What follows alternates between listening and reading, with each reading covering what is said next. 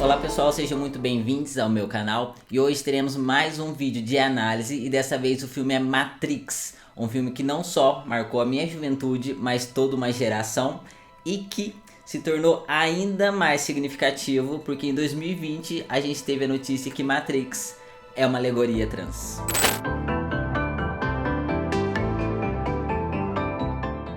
Como vocês sabem, as irmãs Wachowski, que são roteiristas e diretoras de Matrix, são trans.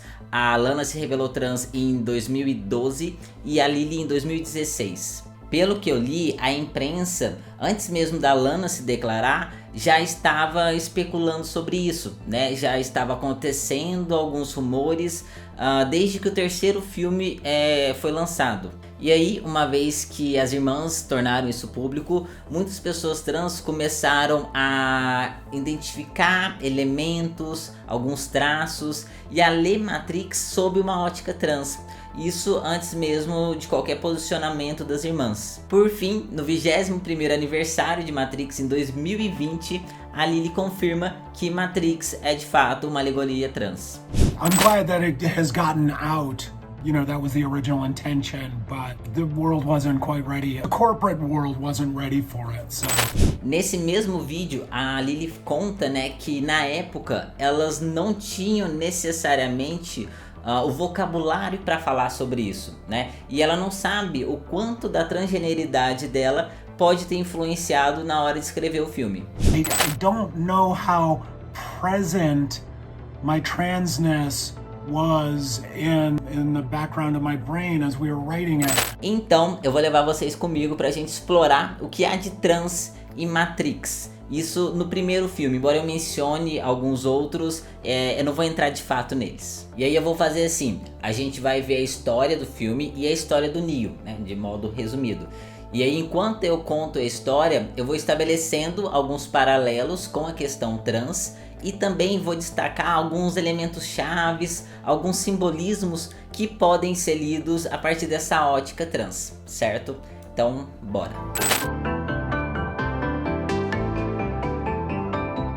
Nós estamos falando de um universo em que, após uma guerra, a Terra é dominada pelas máquinas e aí existe algo chamado Matrix. A Matrix é um sistema inteligente e artificial que manipula a mente das pessoas e cria a ilusão de um mundo real, enquanto utiliza dos corpos humanos para produzir energia. Os humanos, eles acham que vivem no mundo real, né? Onde eles sabem quem são, onde eles acham que têm controle de tudo, mas na realidade eles estão vivendo numa simulação, né? Eles não são reais. E aí a gente tem um grupo de pessoas que conseguiram despertar, né, desplugar da Matrix e estão atrás do escolhido. Porque o escolhido é essa pessoa que consegue não só decodificar, mas também manipular os códigos da Matrix e romper todas as regras do simulacro.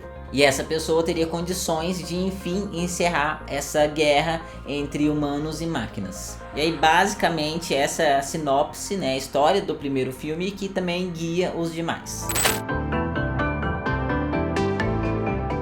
Vamos começar falando do Neo. Aqui a gente já consegue estabelecer um paralelo entre a história do Neo e a história de uma pessoa trans. O Neo, ele vive duas vidas, né? Onde à noite ele é um hacker, mas durante o dia ele trabalha em uma empresa e é reconhecido como Thomas A. Anderson. Ele é um programador para uma empresa. O primeiro elemento chave que eu quero trazer para vocês é a questão do nome. Prestem atenção no nome do Neo. Neo é um anagrama da palavra one, né, que em inglês significa um, e cuja sonoridade também remete à palavra new, né, de novo. Ambas, obviamente, fazendo referência ao fato dele ser o escolhido e que vai trazer algo novo. Agora, Thomas A. Anderson também é um nome muito rico em significado. Anderson vem do grego, né, andros, que significa homem, esposo. Son, em inglês, é filho. E é interessante porque fica parecendo Thomas, um homem. Thomas A. Anderson. No filme, as únicas pessoas que se referem ao Neo como Mr. Anderson são figuras de autoridade que não respeitam. No caso, o próprio chefe do Neo e o agente Smith. Tem uma escritora trans chamada Andrea Longshu que diz que os agentes seriam a personificação da transfobia. E eu acho que faz sentido. O Agente Smith, se a gente para pra pensar, ele é um programa feito para manter a ordem dentro do sistema, né? Eliminando, exterminando tanto outros programas quanto humanos que estejam gerando alguma instabilidade dentro daquela realidade simulada, que inclusive se assemelha muito ao nosso sistema binário de gênero.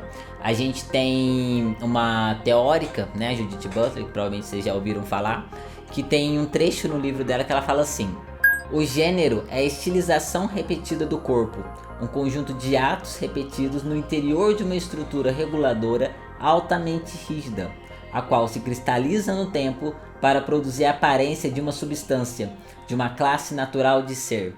E o que é a Matrix? Senão um sistema que manipula a mente das pessoas, criando uma realidade que não existe, onde as pessoas acham que aquilo é real, que é tudo natural. E para quê? Para terem seus corpos controlados para a obtenção de energia das máquinas. Claro, né, gente, que isso pode e precisa ser melhor elaborado, mas tô aí jogando a ideia. Eu acho que tem muitas conexões que podem ser feitas. What is the Matrix? Control. The Matrix is a computer-generated dream world built to keep us under control in order to change a human being into this. Mas voltando então, a gente tem um nome social que é utilizado pelos amigos do Neo, pelos aliados dele, mas é negado por aqueles que são contrários ao Neo. Inclusive a gente tem uma cena duplamente marcante nesse filme, que é quando o Neo tá lutando com o Agente Smith naquela estação de metrô, né? Primeiro porque é nesse momento que o Neo tá começando a acreditar em quem é e se afirma enquanto tal. E aí o Agente Smith chama ele de Mr. Anderson, né? Senhor Homem. E o Neo fala, não, não. Goodbye, Mr. Anderson. My name is Neo. E segundo, porque essa cena do trem remete a um evento que aconteceu na vida da Lana Wachowski. Em um vídeo ela conta que quando ela estava na adolescência, ela já percebia que existia algo de diferente sobre ela, e que quando ela estava com os outros colegas, ela percebia que estava começando a surgir barba nos amigos dela. E ela conta, né, que ela ficava horas se olhando no espelho com medo do que poderia surgir ali no rosto dela. Como na época, né, ela não conhecia o vocabulário para isso, ela não tinha nenhum modelo ou exemplos de pessoas como ela então decidiu que iria se matar, né? E adivinhem, ela iria se jogar na frente de um trem. I try not to think of anything but jumping as the train comes. E essa vida dupla do Neo, ela é muito recorrente, né, na vida de pessoas trans. A gente inclusive tem um nome para isso, que é cisplay, que é quando a gente precisa fingir que é cis, muitas vezes para manter um emprego, por exemplo. E aí tá, seguindo a história. O Neo ele tem esse sentimento com ele de que existe algo de errado com o mundo. Ele não sabe bem o que é, ele inclusive não sabe quem ele é. Quando ele toma a pílula vermelha, ele perde em definitivo a vida que ele tinha antes, né? Ele passa a se reconhecer e ser reconhecido como Neo. E aí depois ele começa a lutar contra as máquinas e tal. Essa pílula vermelha também é um elemento chave, né? Um easter egg trans. Sabem por quê? Na década de 90 existia um hormônio chamado Premarin, muito usado por mulheres trans norte-americanas. E aí chutem qual era a cor desse hormônio. A ironia é que hoje em dia, né, nos Estados Unidos, segundo a Long-Shu que eu citei anteriormente, o mais usado por pessoas trans, mulheres trans, é um que ele é meio azulado, um verde marinho.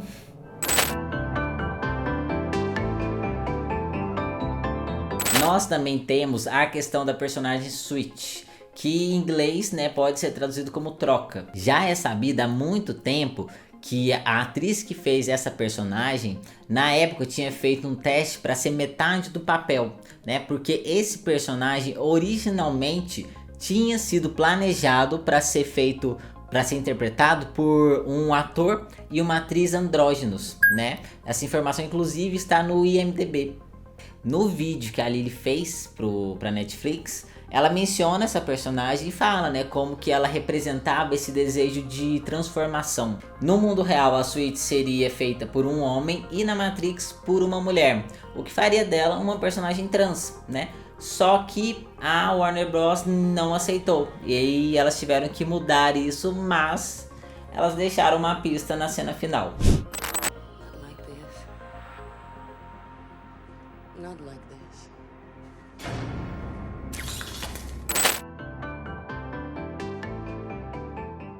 Agora o espelho.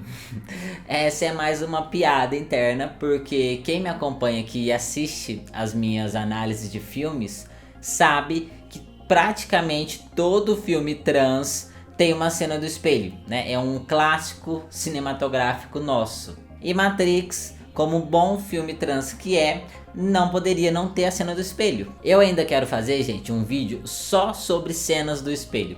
Porque o espelho, ele é um elemento muito interessante, né? Ele é usado em diversas áreas e no cinema, de modo geral, ele é muito recorrente, né? Porque ele tem muitos simbolismos. E é muito interessante perceber a forma como cria-se a relação da pessoa trans com o espelho nos filmes, né? Como é que se dá essa relação dela com a própria imagem. No caso do primeiro filme, o espelho se distorce quando o Neo toca ele.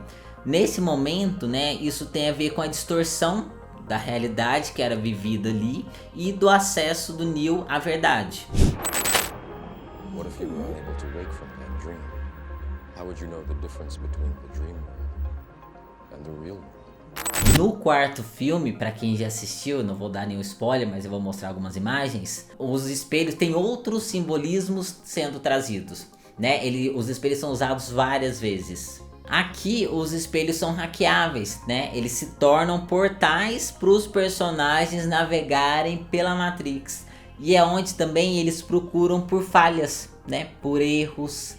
Existe algo sobre os espelhos. Tem um canal chamado Matrix Explained, onde eles têm um vídeo só sobre os espelhos no filme 4. Eu super recomendo caso vocês se interessem por isso também.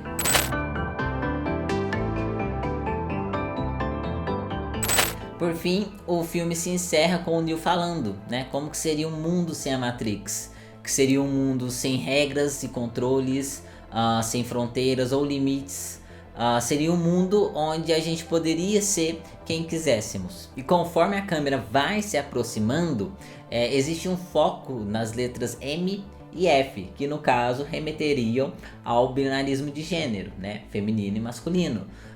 E como está escrito na própria mensagem, esse já é um sistema falido.